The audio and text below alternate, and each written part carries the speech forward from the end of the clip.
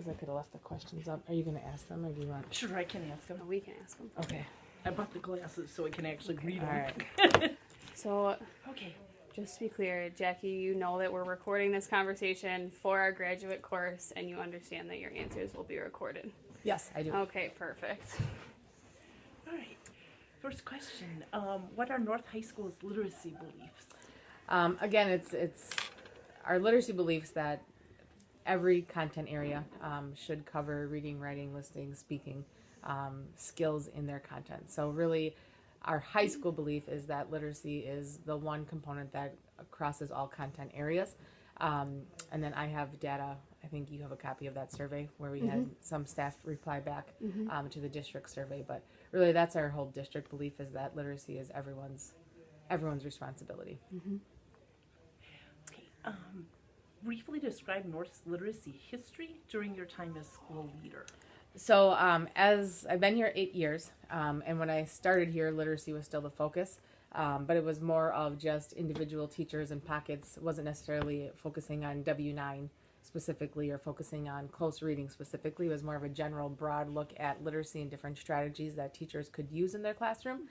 Since then, it's evolved to focus on more universal strategies such as gradual release of responsibility, close reading, W9. So we've really gone from a writing focus through our common assessments, and now as a building, we identified based on our data that we have some significant reading gaps as well, and so we have now focused this year, starting a 3-year goal with close reading and just reading across all content areas as well as a focus. What do you believe is the most important factor in a student's literacy learning? I think the teacher, no matter what the learning is always the most important factor in any kid's learning, any child's learning. I think the other piece of that is truly universal instruction. Everything comes down to what are those universal strategies as a building that all teachers and all kids are receiving, so that it's not just only in my first hour English class am I getting to read, am I getting to write, but that every content teacher in every kid's day. So if they have 7 classes, that 7 times a day they're exposed to universal instruction that supports literacy in their content area. What areas do you see as North High School's strengths in regard to literacy? I think, again, we've continued in my time here to see different departments start taking leads. So our English department obviously is at the forefront of literacy and what they're doing, and they've transformed into more of a workshop choice, individualized, personalized instruction, much more so than when I started here. It was very much we all read the same novel at the same time, and then we hand it off to the next teacher who's going to read the same novel at the same time. And there were some huge just learning concerns that we were having and seeing with our students. So in 8 years' time, that entire department has really transformed what they're doing. With that, this year we've really taken on business as leaders in the building. Our art department has been, for the last 3 years, a huge leader as far as literacy goes. So I think we are starting to see pockets. Our science department is focused, our math department, and with that we're starting to see that data really align to departments who have a universal focus and have a universal, this is how we're going to do things, and pretty clear and consistent across the board regardless of what they're teaching. Where we're seeing the departments that have that universal consistency, we're seeing that data align with that and the success in our students. So we have that strength where we're getting more and more departments on each year where they're really becoming focused and very intentional with what they're doing as a department, and that just increases our school focus as well.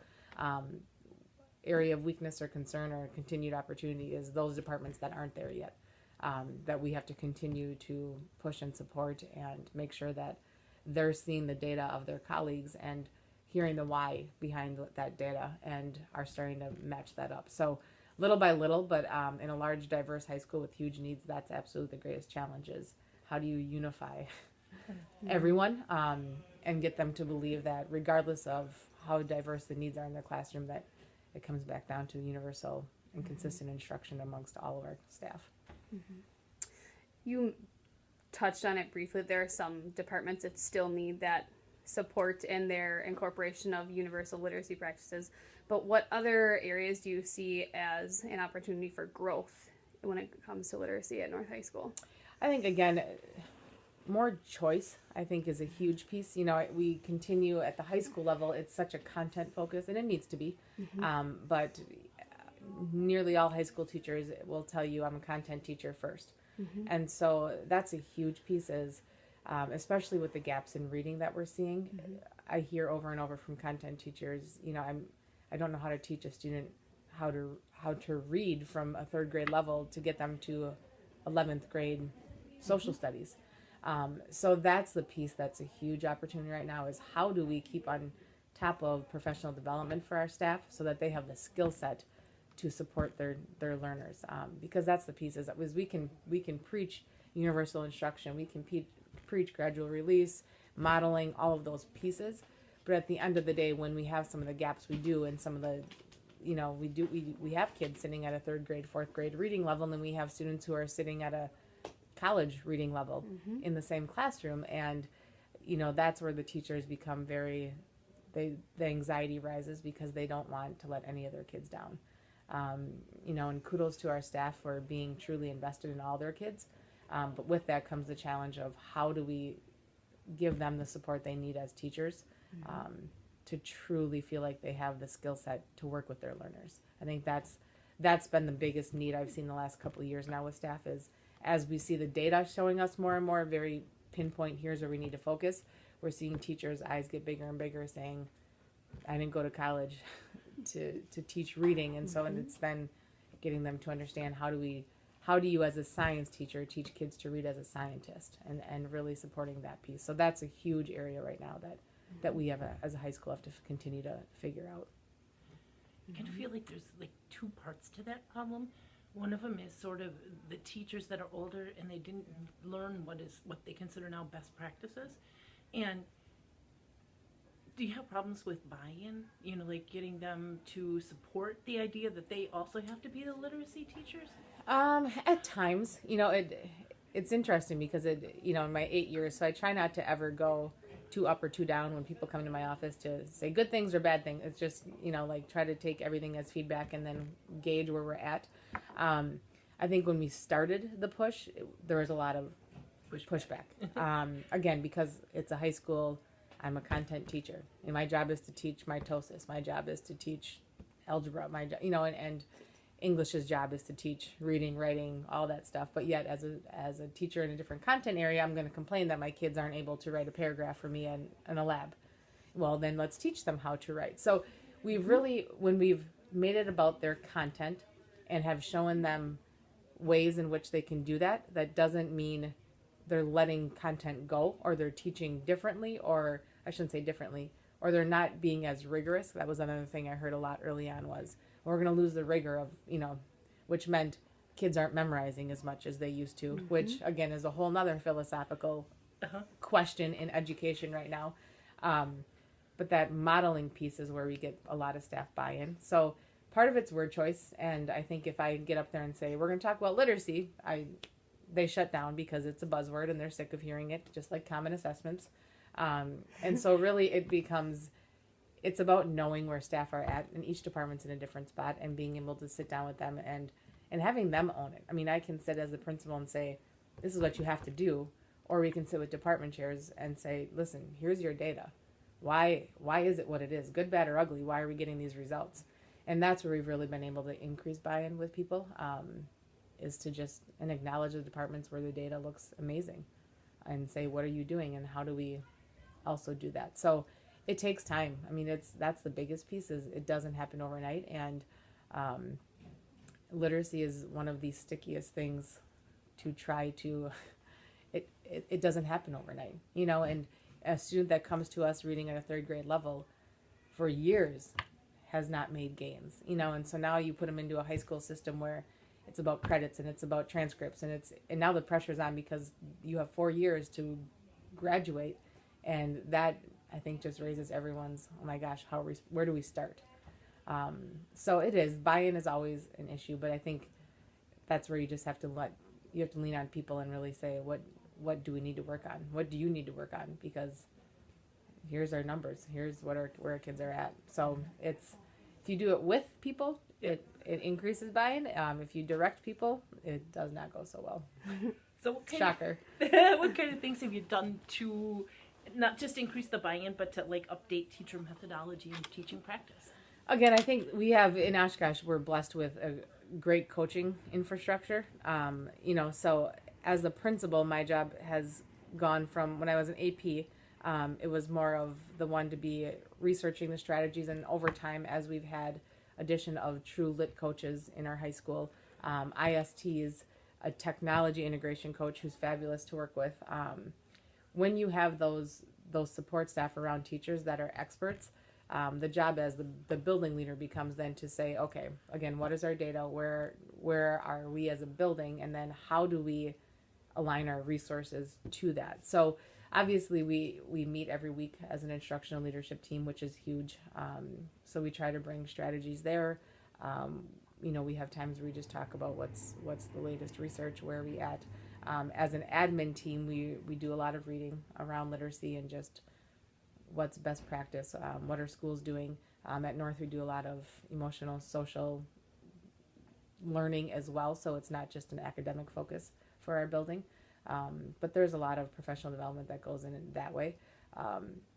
But with the needs as they are at this high school, a lot of it has just come from everything can't funnel through the principal as far as strategies go. You've got to really pick out and pluck your experts within. And again, that increases buy-in. So if it's Kay or Kira showing something they're doing in their classroom, staff tend to listen much more than Jackie, who's up there doing something, because when was the last time Jackie was in a classroom? I mean, so I'm well aware of all of those pieces, and I'm blessed with a staff who's very honest when they're frustrated or when they're feeling excited about things. But that's a huge piece too. Again, it goes back to acknowledging who are your leaders in your building, whether they're coaches or classroom teachers. Who are they, and then how do you feature them? Because as soon as I see someone who's in the trenches with me doing it, it doesn't become so not doable. So that's been a really great focus too, is to just have a staff who's willing to collaborate with one another and support and try things. So I don't know if that answers your question or not. Yeah, it does. I think you've touched on how we communicate literacy to like students through that universal instruction piece, through the teachers showing students every day, and I think to staff. But how are we as a building communicating those literacy beliefs to parents? So again, that's a piece that we always have to do better on, especially at the high school. Parent communication it's that catch-22 of we send out weekly newsletters. We try to put blurbs in there.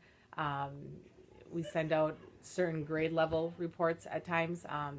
So it's just a piece that between newsletters, district information, we put our school goal in those pieces as well. But whether or not we are effective in our communication, I'll be completely honest, I don't know that we've assessed that. I haven't asked for parent feedback around literacy. We haven't surveyed parents around literacy. But we have a lot of, with our intervention especially, we have a lot of parent communication as far as, listen, we've identified your child as someone who needs additional supports. And then from there, really spend a lot of time explaining what do we do. But that's a parent piece is a huge issue that we have to continue to be better at communicating and letting parents know what do we do. So we often hear about it when we have someone who's at risk, but not necessarily just as a general, this is how we communicate about what we're working on with literacy. Do you think in general that some of that might come from the fact that as kids get older too, parents seem to try to let go of the strings and let them do more things for themselves? Yeah, I do. I think the other interesting piece, and I don't have any quantitative data to prove this, but I think what's interesting is, everyone has gone through school. In some way, shape, or form, everyone has gone through school. And so I think what people remember the most is high school because it's your last year. Step, so yeah. What's interesting with parents is they remember their experience, and then some of them are very open to, I want to be a part of it, and some of them are, natural consequences, and some of them are, this is not how I learned, so I don't know why we're doing all this stuff anyway, and they can, so it's the gamut of how parents perceive education is always interesting. Even when we looked at changing proficiency grading at the high school, there are the parents who they should have an A, B, C, D, or an F. That's the way it should be. It should be 90 to 100. I mean, everyone has an opinion about what things should look like, but yet we haven't been in high schools for, parents haven't been back in high school for 20 years. Right. So that piece is always interesting. And I think, again, part of it's just parents are more disconnected as their kids get older. I don't know if that's always a bad thing. It just makes communicating effectively with parents always something that's probably on our list of priorities. It's the one that falls to the bottom. We do it in, like I said, in snippets, but do we have a consistent way of communicating with parents about certain facets of our building? Not always, but we try to on Fridays when we send out our newsletter, make sure we include as much as we can. That's all encompassing of our school.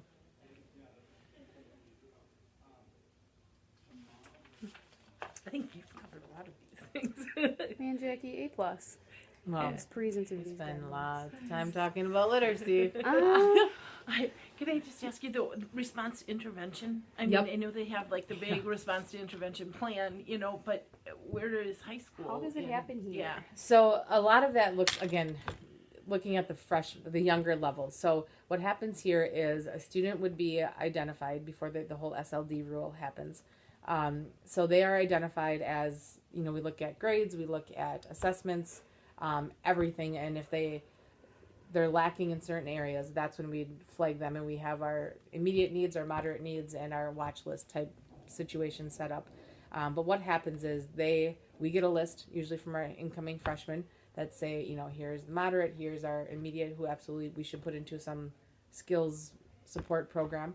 And then from there, they're placed with a lit coach, and then we run the intervention for the X amount of time that we need to, and then reconvene. And if they are not making progress, that's when we would start looking at, do we have to intensify that or look at more of a disability side of things. So that's really what it looks like here, is just using data as they come into us.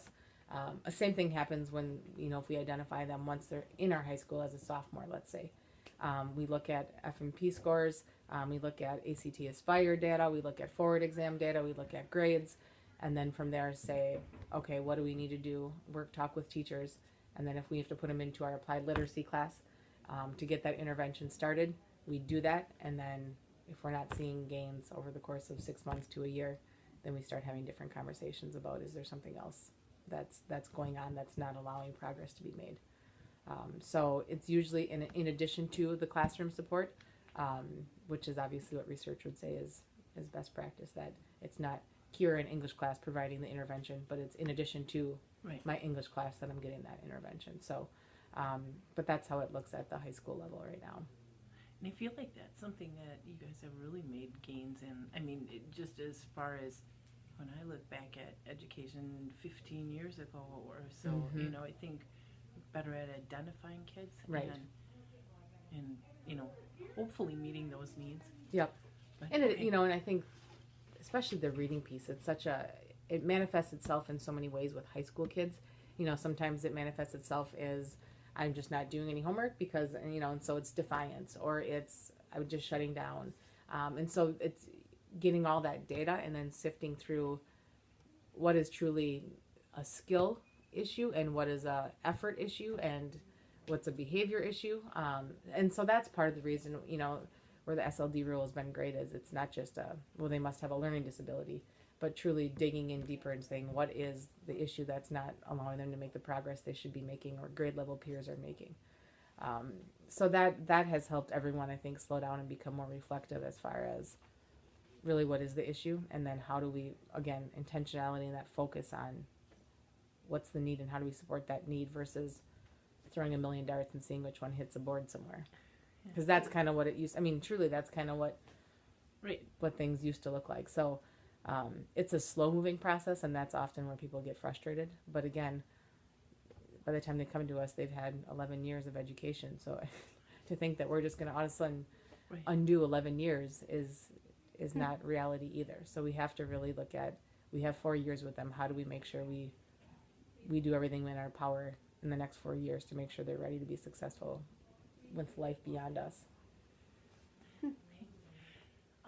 How does North High School support its teachers with cultural awareness and differentiation? I mean, I know we have more languages spoken in the Oshkosh Area School District than ever before, and they aren't French, German, Spanish. No, they're not. No, they're everything but that right now. We've just actually started. We were selected as a pilot school for a culture responsive DPI initiative. And again, our English department and Jean has really been a huge one with this.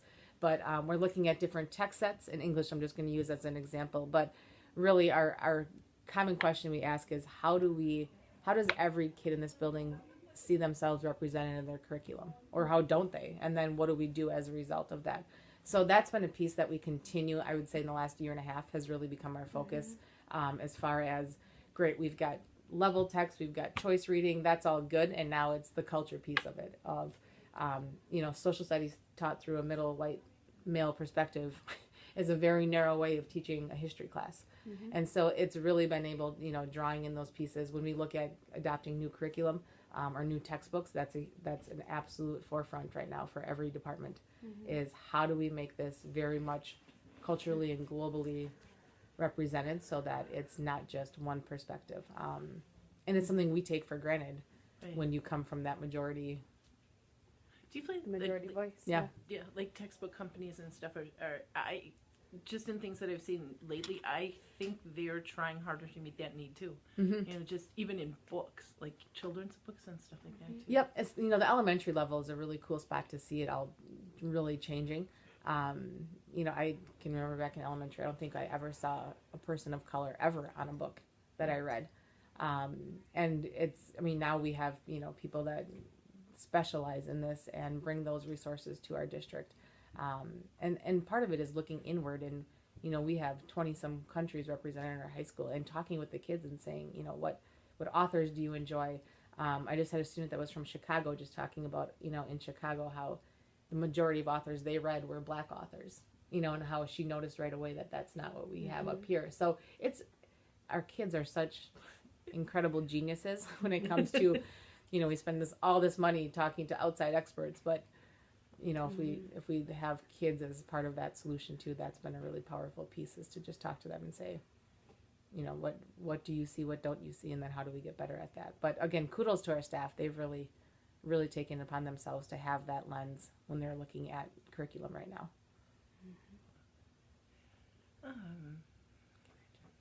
Okay, I think I only have one other question.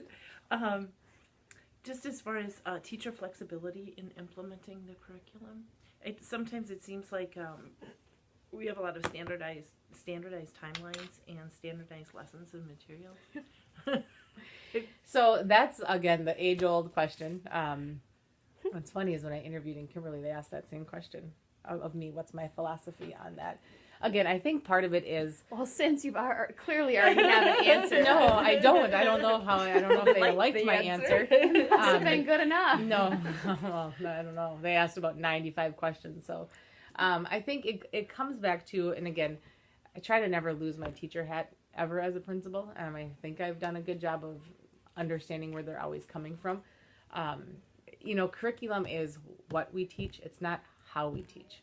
And I think when staff start raising that question of, I'm feeling like my hands are tied, I think it's more of we're feeling like we're not part of the process than it is my hands are tied. Because when you break that down and we have individual conversations with teachers about, okay, here is the standard, how do you get there?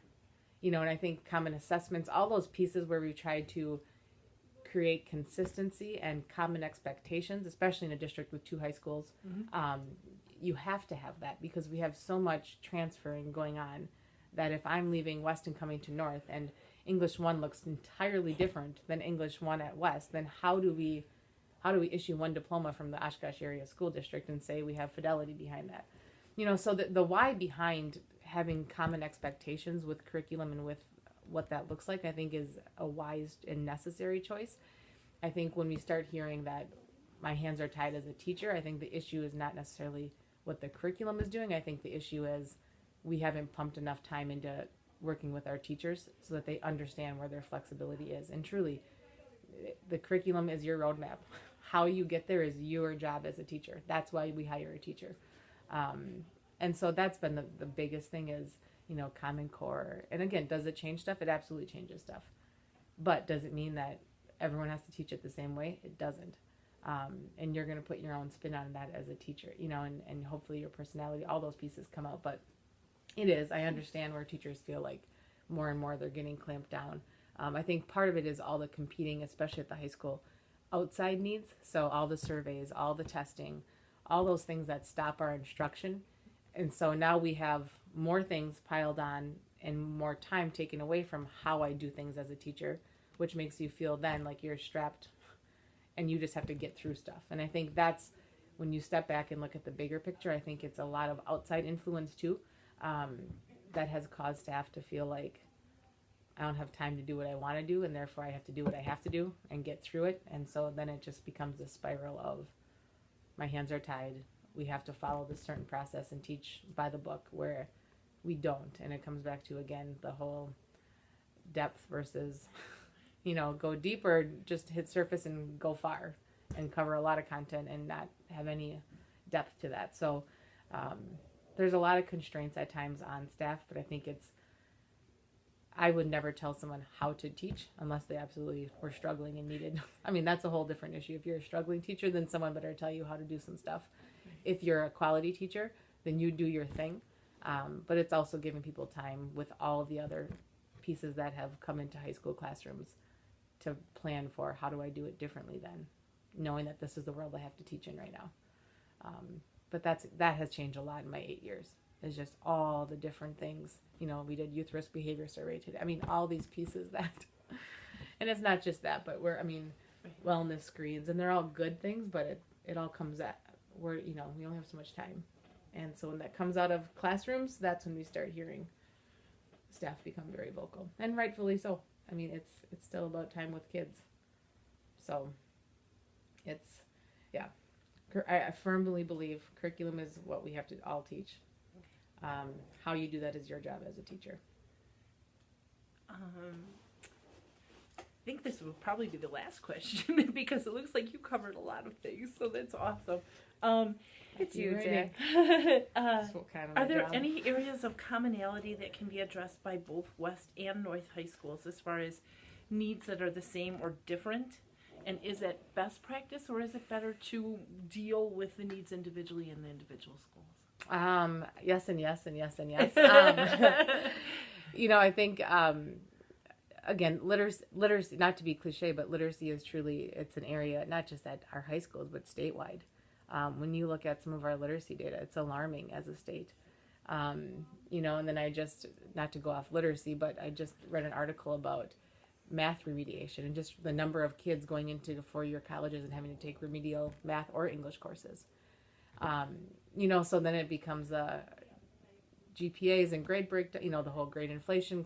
There's just so much out there right now because we're in such a ebb and flow and change time of education. Pre-2010, I don't know that a lot of changes impacted classrooms. After 2010, I think that's when you really felt everything hits classrooms now. And I think that's where we start seeing a lot of stress from teachers. And I feel it at the building level. That now, for the first time in a long time, people are telling me how to teach. People are telling, that's the perception and the feeling. Whereas there was a lot of things happening, but it wasn't necessarily at a classroom instructional level. But the more we see our data, the more we have tests like the ACT out there, the more that the game has changed. So West and North, we both have reading reading concerns. We both have areas of writing that we have to work on.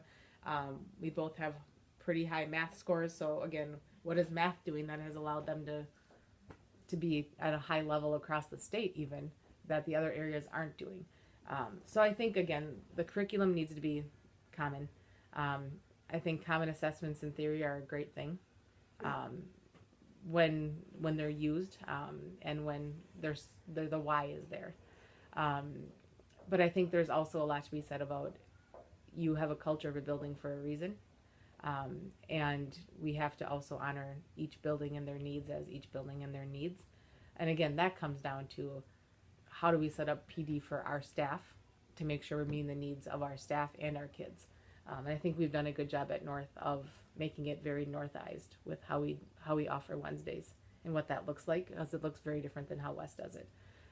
So I think that's, again, where there has to be some freedom for administrators to do what they need to do for their buildings versus just follow, this is what everyone's going to do on Wednesdays for the whole year.